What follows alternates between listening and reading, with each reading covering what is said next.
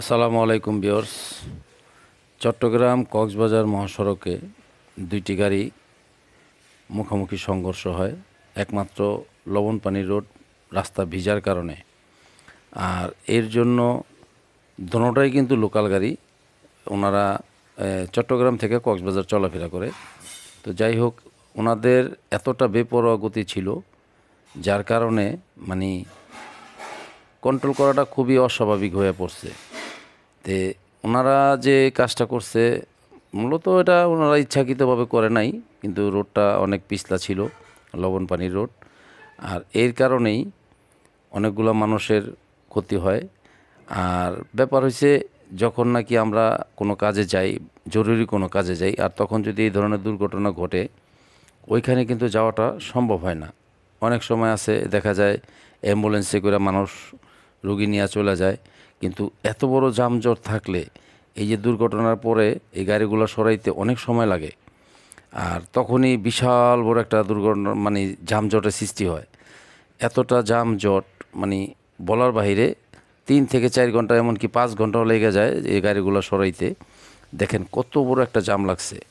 এর ভিতরে অনেক বাচ্চা থাকে, মহিলা বাচ্চারা থাকে, তারপরে রুগী থাকে বা জরুরি কাজ থাকে, কিন্তু কারোরই জায়গা মতো যাওয়াটা সম্ভব হয় না সময় মতো।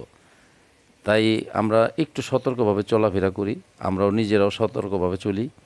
এমনকি আরও যারা আশেপাশে আছে তাদেরকেও আমরা মানে আমরাও সেফলি থাকি আর অপরকেও সেফ রাখি। এটা শুধু একমাত্র আমরাই পারি যারা ড্রাইভ করি। আসেন আমরা একটু সতর্কভাবে চলাফেরা করি।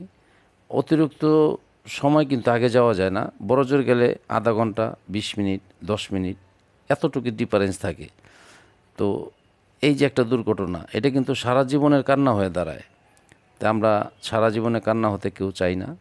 আসেন সবাই একটু সতর্কভাবে চলাফেরা করি। দেখেন কত বড় একটা জাম লাগছে শুধু এই দুইটা গাড়ি মাইর খাওয়ার কারণে।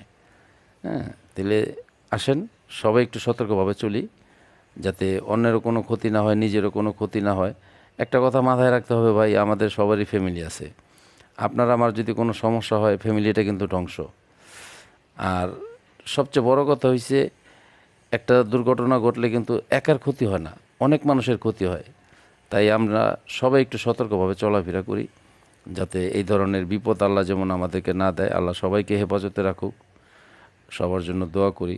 সবাই ভালো থাকুক, আপনারাও ভালো থাকেন, আমিও ভালো থাকি, আমার জন্য দোয়া করবেন। আর সবাই আমার চ্যানেলটাকে সাবস্ক্রাইব করবেন, যাতে আমি এরকম নিত্য নতুন ভিডিওগুলো দিতে পারি। কীরকম হইছে সবাই জানাবেন। সবাই ভালো থাকবেন। আসসালামু আলাইকুম ওয়া রাহমাতুল্লাহি ওয়া বারাকাতুহু।